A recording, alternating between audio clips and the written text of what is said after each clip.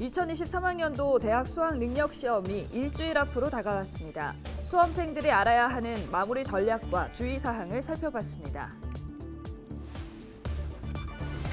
김해를 대표하는 캐릭터 덕이가 대형 인형으로 변신해 연지공원 호수 위에 전시 중입니다. 덕이는 오늘 15일까지 김해 연지공원에서 만나볼 수 있습니다.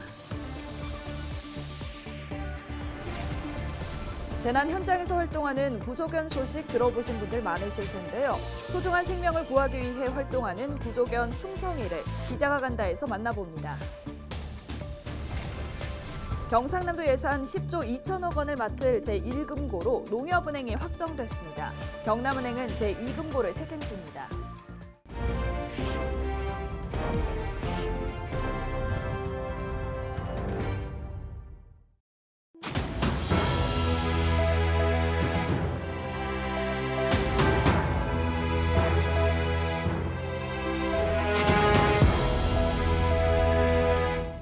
여러분 안녕하십니까? 헬로티비 경남뉴스입니다. 어느덧 11월에 접어들면서 갑자기 날씨가 추워졌습니다. 이다솜 아나운서, 이 추운 날씨에 생각나는 게 있으신가요? 네, 추위하면은 수능이 생각나는데요. 네, 맞습니다. 2023년 대학 수학 능력 시험이 벌써 일주일 앞으로 다가왔는데요. 이 시기 학습 정리, 건강관리와 함께 챙겨야 하는 것이 있습니다. 꼭 알아야 하는 수능 유의사항은 무엇인지 권정수 기자가 정리해드립니다. 자율학습연청인 청원에 한 고3 교실. 저마다 오답노트나 기출문제를 풀어보며 마지막 학습 정리가 한창입니다. 교실엔 긴장감마저 흐릅니다. 수능이 일주일밖에 남지 않아서 긴장되긴 하지만 좋은 결과를 위해서 최선을 다해서 노력하고 있습니다. 수능 날에 좋은 컨디션을 유지하기 위해서 노력을 하고 있고 친구들 모두 방역에 더 신경을 써서 수능 날 좋은 결과를 얻을 수 있도록 노력하고 있습니다. 수능이 일주일 앞으로 다가온 지금부턴 관리가 중요합니다. 무리한 공부보다 수능 당일 시간표에 맞춰 컨디션을 관리하고 모의고사도 실전처럼 연습하는 것이 좋습니다. 유의사항도 반드시 확인해야 합니다. 지난해 수능 부정행위는 모두 208건, 경남에서도 16건이 발생했습니다. 시험이 끝난 뒤 답안지를 작성한 사례가 가장 많고 반입 금지 물품을 가지고 있거나 4교시 응시 방법 위반도 여전합니다. 시험장에서 가지고 있을 수 있는 물품은 신분증과 수험표, 검은색 컴퓨터용 사인펜, 흰색 수정 테이프, 검은색 연필과 지우개, 검은색 0.5mm 샤프심과 아날로그 시계, 마스크뿐입니다. 만일 반입 금지 물품을 가져왔다면 무조건 1교시 시작 전에 감독관에게 제출해야 합니다. 또 문제의 말 4교시에는 시험 시간에 맞춰 본인이 선택한 과목의 문제지만 책상에 올려놓고 응시해야 합니다. 현장에서 선생님들은 긴장한 학생들이 자신도 모르게 실수하지 않도록 세심하게 지도하고 있습니다. 날씨가 갑자기 추워져서 지금 컨디션 조절이 일단 가장 중요하다고 생각하고요. 시험장이 낯선 환경이기 때문에 아이들에게 시험장 환경에 대해서 설명해주고 유의사항에 대해서 자세히 안내해주고 있습니다. 또한 수능 시간표에 맞춰서 바이오 리듬을 맞추는 연습을 한다면 아이들이 멘탈 관리하는데 더 도움이 되지 않을까 안내하고 있습니다. 수험생들의 마지막 담금질이 한창인 가운데 경남에서는 116개 시험장에서 3만여 명이 넘는 수험생들이 이번 수능을 치릅니다. 헬로티비 뉴스 권정숙입니다. 네, 서울에서 전시하고 있는 대형 오리 인형 러버덕을 아시나요? 우리 지역에도 러버덕과 비슷한 캐릭터가 있습니다. 바로 김해를 대표하는 캐릭터 덕이인데요. 이 덕이가 대형 고무 인형으로 변신해 호수 위에 떴다고 합니다. 김영민 기자가 다녀왔습니다. 호수 위에 커다란 흰색 오리 한 마리가 떠 있습니다. 높이 10m, 무게 100kg가 넘는 이 조형물은 김해를 대표하는 캐릭터 덕이입니다. 대형 오리의 등장에 아이들은 물론 어른들도 즐거운 표정입니다. 저마다의 포즈로 덕이와 함께 사진 찍기에 여념이 없습니다. 이제 매주 화요일마다 나와서 이제 버스킹을 하는데 되게 이게 있어서 사람들도 조금 더 모이는 것 같고 그리고 찾아보니까 인스타에도 엄청 많이 해시태그 올라오고 하더라고요. 김해 청년 디자이너가 가야시대 유물인 오리 토기에서 아이디어를 얻어 덕이 캐릭터를 만들었고 김해 문화도시센터가 대형 고무 인형으로 제작해 지난달 중순부터 연지공원에서 전시를 하고 있습니다. 덕이가 전시된 이후 공원을 찾는 관람객도 평소보다 20% 이상 늘어났습니다. 김해가 법정 문화도시로 지정된 걸 시민들이 잘 모르시거든요. 이를 어떻게 홍보할 수 있을까를 고민하시다가 덕이 캐릭터를 연지공원에 러브덕처럼 세워보자 해서 이렇게 설치가 되기 되었습니다. 김해를 대표하는 캐릭터 덕이는 오는 15일까지 김해 연지공원에서 만나볼 수 있습니다. 헬로티비 뉴스 김영민입니다.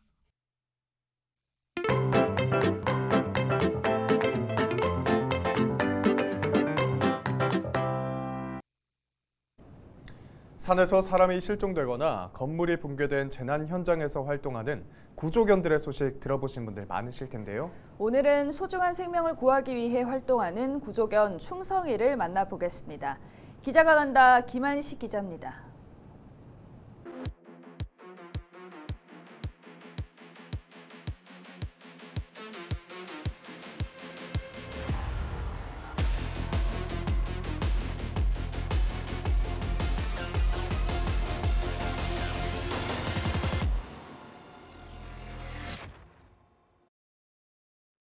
산속에서 길을 잃은 치매 어르신, 체력이 다해 움직이지 못하는 등산객을 지키는 한 마리의 개, 무너진 콘크리트 사이에서 수색 작업도 펼칩니다. 구조견 충성입니다. 지난 2019년 7월부터 활동 중인 충성이는 그동안 159차례 출동해 실종자 9명을 찾았습니다. 구조견으로 몫을 다하기까지 걸리는 기본 교육만 2년가량. 현장 투입 이후에도 매일매일이 훈련입니다. 구조견으로서 가장 필요한 능력은 실종자 찾기입니다. 그래서 충성이가 얼마나 잘 찾을 수 있는지 실험해봤습니다. 실제 구조견이 찾을 수 있는지 제 뒤에 있는 통 3개 중에 한 곳에 숨어보겠습니다.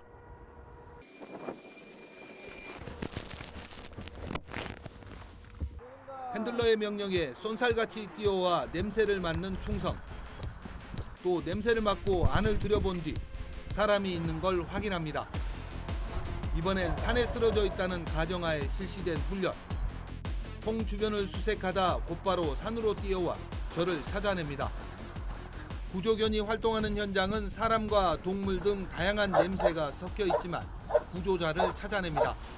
이분들에 의해서 움직인다. 그러면은 한 곳에서 난 냄새가 아니다 아닙니까? 그럼 기자님이 한 곳에 지금 가면 앉아 계시니까 여기서만 냄새가 난다 아닙니까? 그럼 그걸 쫓아가는 거죠. 구조견들이 투입되는 현장 대부분은 활동 범위가 넓고 며칠씩 수색을 진행해야 합니다.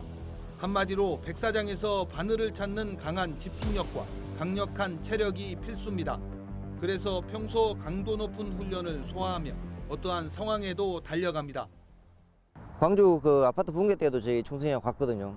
그런 위험한 상황에서도 이제 수색하라고 보내면은 이제 저희가 이렇게 가는 거 그런 모습을 봤을 때가 참 기특하고 좋죠. 이처럼 사람들을 위해 활동하는 구조견이지만 일부 사람들에게는 오해를 받기도 합니다. 개목줄 해봐야 이게 길이가 한 1m 정도? 이걸 묶어서 이렇게 다니면 수색 범위가 좁아진답니다. 그래서 제가 개를 풀고 다니거든요. 왜 개 목줄을 안 하고 다니느냐? 욕도 하고 이러시는 분도 있거든요. 뭘 안 하셨으면 좋겠어요. 지난 2019년 7월부터 충성이가 구조견으로 활동하기 시작할 때부터 함께한 백희철 핸들러. 그동안 수많은 추억이 쌓였지만 역시 가장 기억에 남는 건 사람을 살렸을 때입니다. 치매 노인 어르신 그 산에 가셨는데 그때 이제 충성이가 찾았거든요. 근데 살아 계신 상태로 일단 살아 계신 분을 찾을 때가 제일 좋죠. 현재 충성이의 나이는 7살로 은퇴까지 2년가량 남았습니다. 백 핸들러는 충성이가 그저 건강했으면 하는 바람입니다. 구조견 활동을 그만두고 일반인들한테 분양이 돼서도 안 다치고 병 없이 그렇게 생활했으면 좋겠습니다.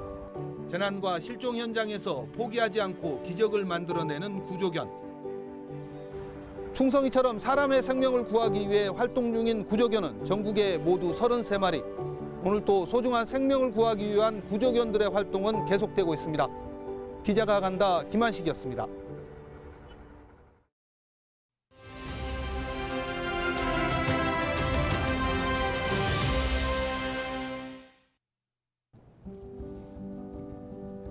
지난해 이맘때부터 극심한 겨울 가뭄 이야기가 시작됐었죠. 말라가는 저수지, 제대로 자라지 못하는 농작물 등 전국의 가뭄 피해들을 많이 접했습니다. 한때 우리나라 연평균 강수량은 1,300mm라고 했었는데 이미 옛말입니다. 최근 30년을 보면 연평균 1,046mm 정도고요. 올해만 보면 900mm를 조금 넘길 정도입니다. 평년의 86% 수준밖에 안 되는 거죠. 특히 남부 지역, 그중에서도 전라남도는 평년 대비 강수량이 56% 정도에 그쳤습니다. 최근 광주시 행정사무감사에서 물 부족에 대비해 이 시내버스 세차를 할 때 지하수나 중수, 그러니까 한 번 썼던 물을 다시 써서 물 낭비를 줄여야 한다는 주장도 제기됐는데요. 세차 수돗물이라도 아껴보자는 겁니다. 환경부는 11월 가뭄 예경보를 통해 내년 1월까지는 남부지방 기상가뭄이 이어질 것으로 전망했습니다.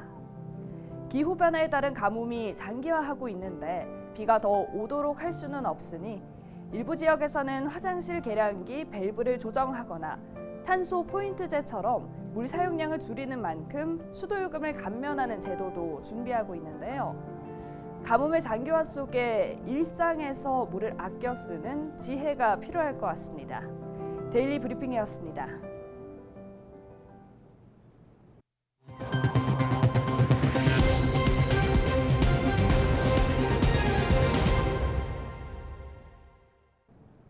경상남도의 제1금고로 농협은행이 확정됐습니다. 경남도는 최근 금고지정심의위원회를 열어 내년부터 3년간 도금고를 맡을 금융기관으로 제1금고 농협은행, 제2금고 경남은행을 각각 선정했습니다. 앞서 경남도는 올해까지 도금고 약정기간이 만료됨에 따라 지난 9월 공고를 내고 공개 경쟁 방식으로 심의를 진행했습니다. 농협은행과 경남은행은 12월 1일까지 경남도와 금고 약정을 체결하고 내년 1월 1일부터 2025년 12월 31일까지 도금고를 책임집니다. 올해 본예산 기준 농협은행은 10조 2천억 원, 경남은행은 1조 2천억 원을 맡게 됩니다. 경상남도와 산림조합이 지역 임업 발전에 함께 노력하기로 약속했습니다. 10일 오후 경남도청 도정회의실에서 박원수 경남도지사와 강조 산림조합 중앙회, 부산 울산 경남지역본부장 등 도내 15개 산림조합장이 참석한 간담회가 열렸습니다. 산림조합은 경상남도의 산림 경영지도 활동 지원 확대와 친환경 목재 가공시설 활성화 방안 등을 건의했습니다. 이 자리에서 박 지사는 산림조합 역할의 중요성을 강조하며 경남도에서도 산림조합의 경쟁력 강화와 지역 임업 발전을 위해 노력하겠다고 말했습니다. 영남 지역 최대 반려동물 문화복합 공간이 오는 2024년 창원에 들어섭니다. 창원시는 10일 펫빌리지 건립 기공식을 열고 본격적인 공사의 시작을 알렸습니다. 창원 펫빌리지는 국비 사업에 선정돼 전국 최초로 동물보호센터와 지원센터, 놀이터가 결합한 문화복합 공간입니다. 한편 지난 2020년 12 사업으로 반려동물 놀이터를 개장해 운영하고 있습니다. 창원 원희대로 SBRT 구축 사업이 다음 달 착공에 들어갈 계획입니다. 창원시는 대중교통 중심의 교통 환경을 위해 추진하고 있는 SBRT 사업이 10일 경남도에서 실시 계획 승인을 받았다고 밝혔습니다. 실시 계획을 승인받으면서 창원시는 다음 달 착공에 들어가 빠르면 2023년 12월에는 전국 최초로 SBRT가 창원에서 운영될 것으로 내다봤습니다. 지난 9일 오후 6시 10분쯤 통영시의 거제대교 인근 해상에서 7.93톤 A여선과 9.77톤의 B여선이 충돌했습니다. 이 사고로 경미한 선체 파손이 있었지만 항해에는 지장이 없는 것으로 확인돼 선박들은 안전한 해역으로 이동 조치했습니다. 어선에는 선원이 각 6명과 1명이 타고 있었지만 다행히 인명피해는 없었습니다. 통영해경은 양측 선장을 대상으로 음주 측정을 실시했지만 이상이 없었으며 관계자 등의 진술을 바탕으로 자세한 사고 원인을 조사 중입니다. 이상으로 뉴스를 마칩니다. 저희는 언제나 지역민 여러분과 함께하겠습니다. 시청해주신 여러분 고맙습니다.